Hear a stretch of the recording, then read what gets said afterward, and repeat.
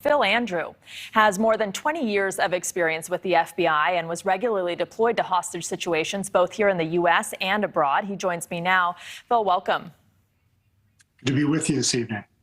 So you've supported hostage negotiations. What would you be doing right now?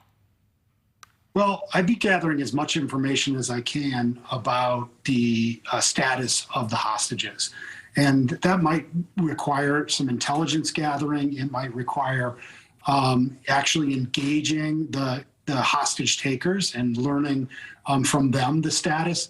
It's very important that the hostage takers continue to provide regular information about the hostages, because that actually really only increases the value of the hostages if they're healthy and alive and safe in the eyes of their loved ones. So this really becomes kind of a tricky situation where the kidnappers would like to get a quick settlement here quickly, but the longer this is in the press and the more the international community realizes that there's infants involved, that these are just good people who went down there to try to help the terrible conditions in Haiti, the more it really starts looking bad for the kidnappers. And this is a pretty brazen kidnapping. I mean, they're not hiding who they are. We know exactly who they are. The leader of the gang has posted videos in the past. They're responsible for kidnapping even school children and other Americans in the past. So at least there is an understanding of who they are, right? And they're not afraid to disclose their identities. Well, I think that's interesting, too. The reason that I think they are willing to expose themselves so brazenly is there's a vacuum. There's a power vacuum in Haiti right now. A lot of systems have broken down. The law enforcement system is not reliable. And they're asserting themselves. They are asserting themselves not just in this scheme to make money, scaring and terrorizing, but also asserting themselves as a power broker within Haiti. Not legitimate, certainly not government sanctioned, but in this vacuum, they are gathering up power and trying to show the populace that there's somebody to be feared and that they can get things done. And you have a unique understanding of this situation because before you joined the FBI, you were taken hostage yourself. Of course, the circumstances were different, but help us understand what they're going through right now.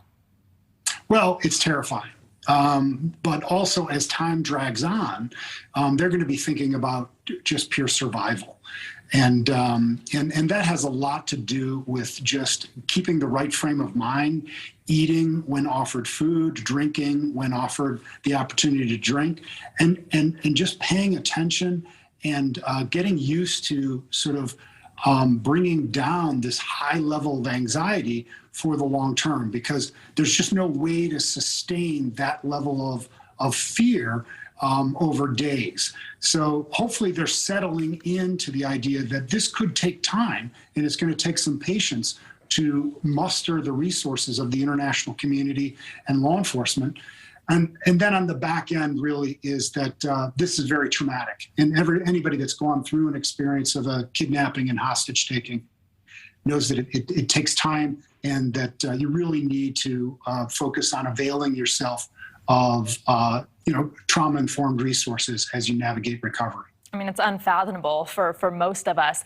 And the fact that there are 5 children involved, including this baby who's 8 months old, does the fact that there are young children involved change the equation for the hostages and maybe the risks they're willing to take to free themselves?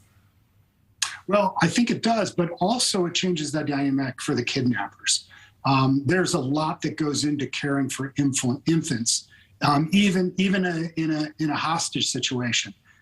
If they don't want to be known as the people that caused grave harm or injury to these hostages, they're going to have to take time and energy and resources in supporting them. And infants are notoriously difficult to support. You need milk and formula, and the mother needs to be healthy.